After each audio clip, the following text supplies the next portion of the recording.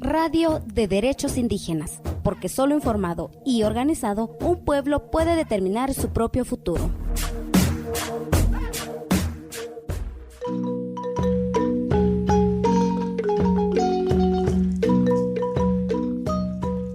Desde el 17 de abril, representantes de pueblos indígenas de todo el mundo, así como representantes de estados y organizaciones, están participando en la 22ª sesión del Foro Permanente de las Naciones Unidas para las Cuestiones Indígenas, que en esta ocasión tiene como sede la ciudad de Nueva York, Estados Unidos.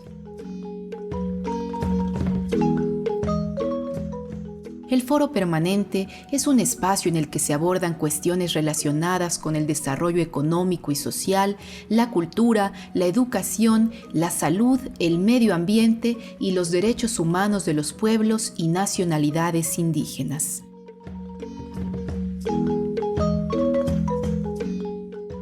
A continuación, presentamos una entrevista realizada durante este evento por Aveshnim Kohti, integrante de Cultural Survival, a Francisco Calí, relator especial de las Naciones Unidas sobre los derechos de los pueblos indígenas. Buenas tardes a todos los que nos están escuchando. Estamos aquí con el gran gusto de tener a Francisco Calí, que es el relator especial de derechos de pueblos indígenas de las Naciones Unidas, y estamos en el Foro Permanente de Naciones Unidas en la sesión número 22, y Francisco está regresando de dar el informe al Foro Permanente, y en primer lugar quisiera primero preguntarle a Francisco de dónde es usted, de qué comunidad indígena es, ¿verdad? Y un poco de la historia de su trabajo en el tema de derechos indígenas. Buenas tardes, buenos días, buenas noches, no sé qué hora van a transmitir esto. Mi nombre completo es José Francisco Calitzay, vengo de Tecpan, Guatemala, y anteriormente Iximché, la capital de los Cachiqueles. Vengo de una familia Cachiquel, soy el segundo hijo de mis padres, y es una comunidad que en el pasado hizo muchas cosas por la defensa de los derechos de los pueblos indígenas.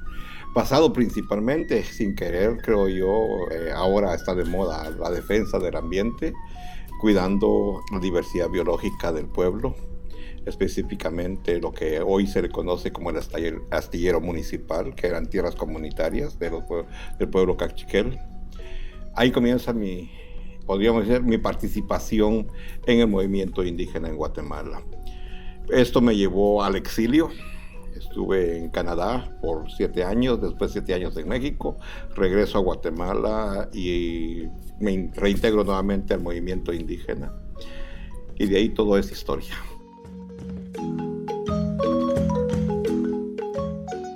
Cuéntenos un poquito del reporte que entregó el día de hoy. Primero, este reporte, ¿cada cuánto se entrega al Foro Permanente? El informe de la Relatoría Especial se entrega cada año. Todos los años se tiene un trabajo de coordinación entre el Foro Permanente, el Mecanismo de Expertos de Pueblos Indígenas, el Fondo Voluntario para Pueblos Indígenas y la Relatoría Especial.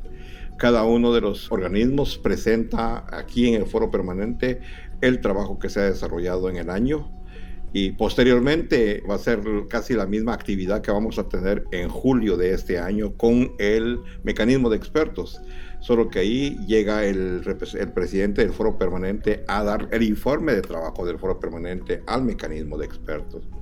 Yo no tengo una reunión, entonces no me pueden dar informes, yo soy el que doy informes, rindo informes a estos dos mecanismos, y esencialmente se relata de una forma breve, 5 o 7 minutos, todas las actividades realizadas en el año de la relatoría.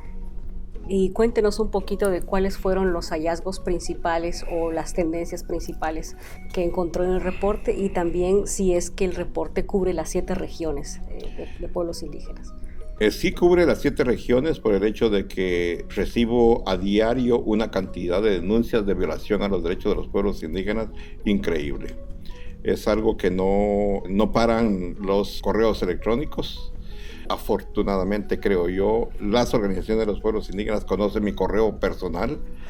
Entonces, utiliza mi correo personal, utiliza el correo institucional y utiliza los correos también de la universidad y de las Naciones Unidas. Es una situación en la cual que a veces no nos damos abasto a responder todos los correos electrónicos. Entonces, el equipo externo que tiene la relatoría se encarga de hacer un análisis a qué casos son los más urgentes y hay que darles una respuesta inmediata. Entonces, vienen de las 7 regiones geográficas. Además de esto, se informa de las visitas que la relatoría hace. En este caso tenemos 2 tipos de visitas académicas y visitas oficiales.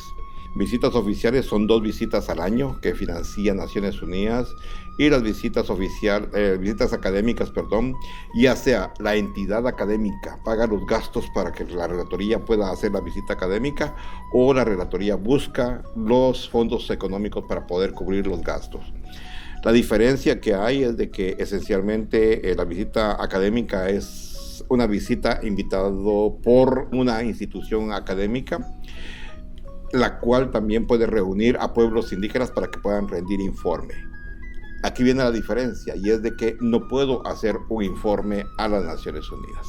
En una visita oficial me reúno con todos los actores de la sociedad, incluyendo la académica, pero principalmente los pueblos indígenas. En Canadá y en Dinamarca, Groenlandia, que fueron los 2 países que visité este año, me tuve que reunir con la sociedad civil, así como la parte académica, pero principalmente, como soy relator de derechos de los pueblos indígenas, necesariamente y principalmente es reunión con pueblos indígenas.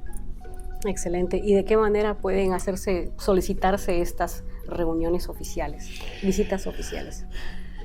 Hay varias formas. Creo que es el interés político también y la voluntad política de los estados poder enviar la invitación oficial a la relatoría, pero también es un trabajo arduo de las organizaciones indígenas, de los pueblos indígenas, de hacer cabildeo con sus estados para que los estados puedan enviar la invitación oficial a la relatoría. En este momento ya cubrí las visitas de este año y ya tengo las visitas para el otro año. Entonces es una agenda, desafortunadamente son 2 visitas al año. Si son 6 años los que uno puede estar en la relatoría, son 12 países. De 193 que son miembros de las Naciones Unidas, es una ínfima cantidad que una relatoría puede visitar para hacer un análisis más adecuado a la realidad de los pueblos indígenas. ¿Podría mencionarnos cuáles son los 3 temas principales que usted considera que necesitan atención urgente? En este momento yo creo que hay varios temas, esencialmente la criminalización de las luchas por la defensa de los territorios y el ambiente mismo, el mismo ambiente creo que es una de las situaciones principales. La violación al derecho a la tierra y territorio de los pueblos indígenas, que va vinculado también a la cuestión de la criminalización, pero también a la consulta previa, libre e informada para conseguir el consentimiento previo, libre e informado, que son 3 derechos que fundamentalmente en este momento están siendo violados por casi todos los estados. Y pues unas últimas palabras, por favor. No, yo creo que hay varias cuestiones todavía que se pueden decir. Por ejemplo, la situación de la mujer indígena es una situación bastante precaria en la mayoría de los estados. El asesinato y secuestro, el tráfico de mujeres indígenas es algo que no se está dando a conocer, pero que está pasando en casi la mayoría de los estados, pero que nadie quiere hablar sobre este caso. Pero muchas veces también lo que demuestra es un racismo estructural de los estados. Dicen, son mujeres. Pero son mujeres indígenas. Entonces nadie le pone atención a esta grave situación que está pasando en la mayoría de los países. Y puedo decir en la mayoría de los países porque las mujeres indígenas se han convertido desgraciadamente, en un objeto exótico sexual. Inclusive se ha hablado de turismo sexual. Entonces, ¿cómo voy a decir yo que es turismo sexual cuando el turismo es para que yo vaya a descansar, no para que vaya a explotar? Entonces me llamó mucho la atención y eso se ve en casi la mayoría de los países. Es una situación grave que hay en este momento en todos los países. Yo creo que eso tiene que ver también con la debilidad del sistema de justicia dentro de los estados. Y digamos que en este caso, ¿qué se puede hacer? Digamos que los reportes que usted hace van a los estados, y de ahí ¿cómo garantizamos que los estados puedan implementar las recomendaciones que los mecanismos? Es pura voluntad política. Es pura voluntad política y mínimo responsabilidad de respeto a los derechos de los pueblos indígenas para que esto no siga sucediendo y que pueda llevarse a la justicia a los responsables de estos hechos.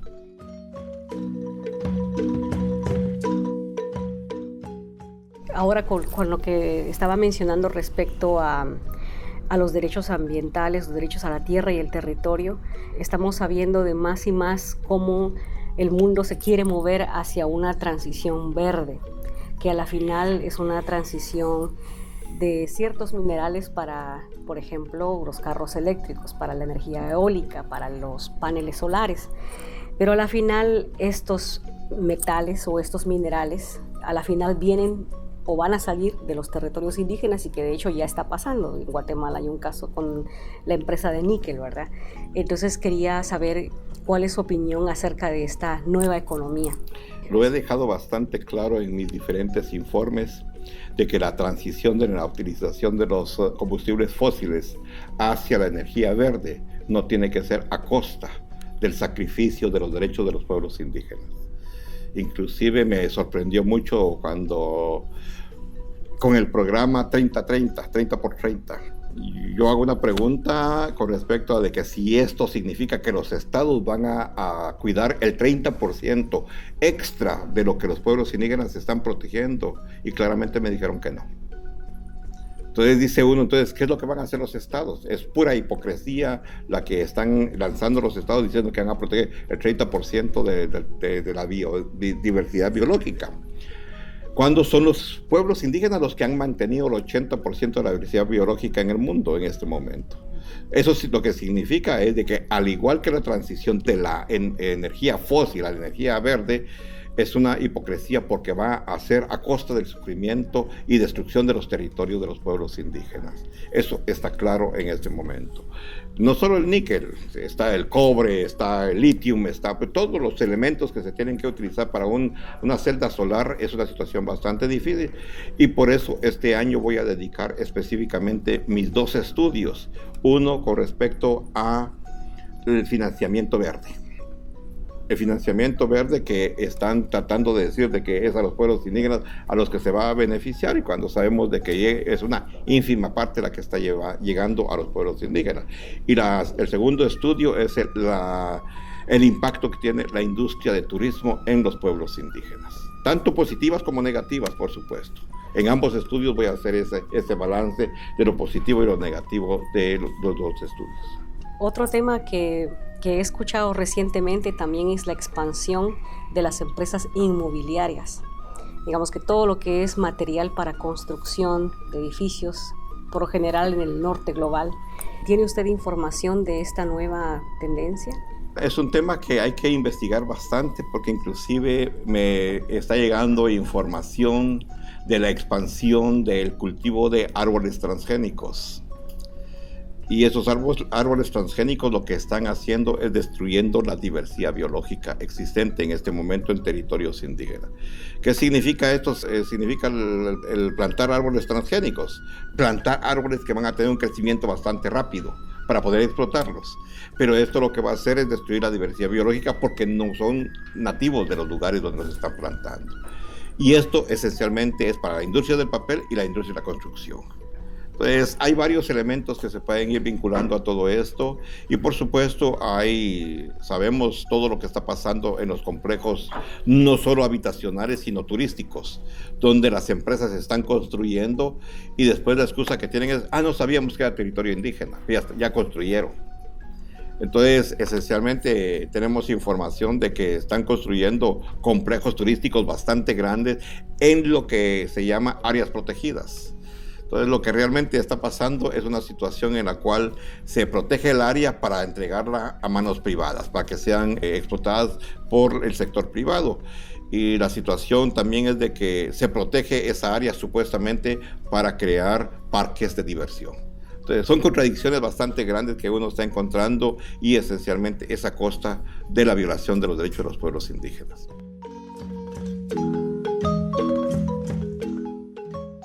En el tema de reportes, ¿qué tipo de apoyo usted necesita de pueblos indígenas o de organizaciones indígenas? Organizaciones y pueblos indígenas, por favor, es necesario que envíen sus informes, puedan responder los cuestionarios que están en la página electrónica de la Relatoría, pero también a los mismos estados se les invita a que puedan enviar ellos también la información requerida en el cuestionario, porque es necesario que los estados y los pueblos indígenas puedan participar en este estudio y poder reflejarlos. Cuéntenos qué desea escuchar sobre derechos de pueblos indígenas. Búscanos en Facebook y Twitter como CSORG72.